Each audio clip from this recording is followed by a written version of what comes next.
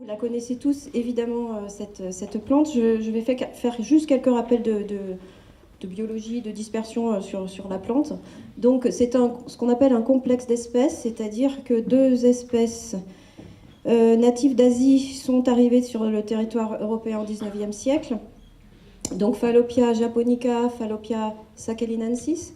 Elles se sont hybridées, donc ce sont des hybridations interspécifiques qui ont eu lieu sur le territoire d'introduction pour donner le complexe polyploïde Fallopia bohemica. Alors pourquoi c'est un complexe?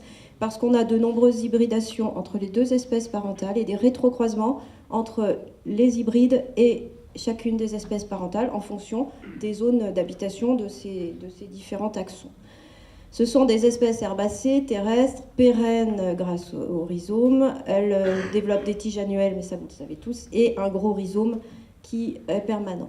En termes d'écologie, ce sont des espèces qui se développent particulièrement bien dans ce qu'on appelle les corridors, c'est-à-dire les routes, les voies ferrées et sur les cours d'eau. Leur dispersion se fait de deux manières. Une dispersion qui est sexuée par l'intermédiaire des akènes, qui sont ailés, donc véhiculés par le vent.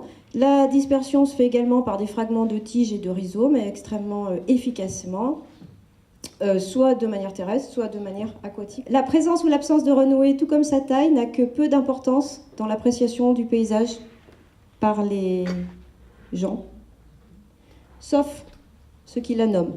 C'est-à-dire, si on la connaît, l'image négative de la plante amène à préférer un paysage sans renouée.